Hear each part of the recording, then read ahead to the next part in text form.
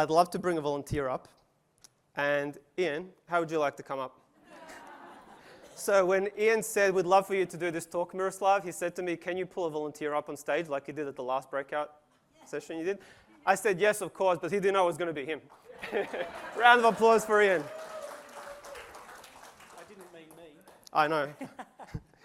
So just take a moment. I know you didn't anticipate being on stage in this moment, but just like let yourself see these beautiful people. I'm going to pass you the mic so you can get used to holding it up for a moment too. So what I'm going to get Ian to do is just to present the way he usually would. So if there's a story or a piece of content you share that's well rehearsed for you that doesn't need anything extra, just deliver it in the way you usually would. We'll take about a 20 to 30 second soundbite and then we'll do a bit of an attunement. How does that sound? Okay, take it away. I see a lot of people constantly focused on results. They're always looking at results. We can cut and slice and dice the results any way we want, can't we? Because we're business owners.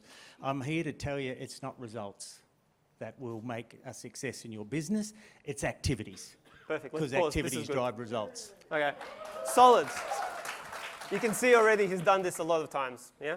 Is it okay if I work with you? Absolutely. Okay. So a couple of things. I'll just get you standing here facing these guys where you were a moment ago. Mm-hmm. So there's a part of you that's bracing unconsciously just a little bit. And if I was to kind of paint a picture of where it was, it's about here. Mm-hmm. I'm just going to invite you to let your breath just move out towards my hand. Beautiful. And as you're doing that, that part that's holding there invisibly, we're just going to ask or invite that to soften and to open. So for those of you that can't see, I'm just allowing my hand to open. Breathe. Nice. I'm going to invite you to do two things from here, Ian. How are you feeling so far? Yeah, Is it okay if I touch your back? Yep. Cool. Just notice if from here you let yourself reach out and connect with, let's say, with Sally, the second row. Yeah, beautiful. Breathe. And you're just going to let your energy move over there. And you're going to keep breathing for a couple of tads and just let that land, not just in the front of Sally, let it land like in the chair behind her. Now, P.S., on a stage, you would never do this for this long because you're going to be really weird. But I'm going to illustrate a little point. And then the second thing I'm going to invite you to do is let yourself receive them through the same barrier. So if there was a part of you that was holding here, see if you can soften and let them come to meet the back of your body. Beautiful. And it can be someone else. Let's go to Cliff over there. Yeah, beautiful. And just letting that come all the way in. And how does it feel for you as you let his presence touch the back of you? Yeah, beautiful. Yeah, beautiful. Warm. Yep. Connecting. So, yeah, feeling the love. So I'm just going to invite you, if you were to speak from here, how does this place feel inside you right now? Yeah, good. You want me to speak? Yeah, but let yourself speak from this place that you're in now. It can be the same content, just notice how it changes as it's delivered from here. I watch so many speakers, unfortunately, focus on the results they're not getting, when if they just concentrated on the activity that needs to be done now, they'd be astounded at the results are flowing in 3 months' time. Amazing. So before I ask anything of Ian, how did it feel for you guys, the first one compared to the second one? Different, yet Sally? I heard more credibility in the second one. Yeah. It's not that you're not, it's heard more. Yep. There was conviction in the second one.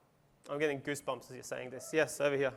Less words, more impact. Right. Less words, more impact. Beautiful. I didn't feel that you were lecturing us in the second one. Nice. And let's do maybe just one or two. Yeah, you. You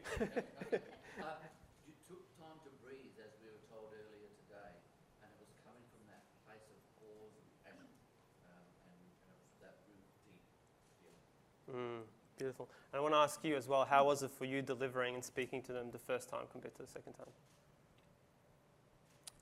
There was more of a personal heart connection going on between the audience and me. Yeah. Thank you. Give a big round of applause for Ian, everyone. Thank you, Squire.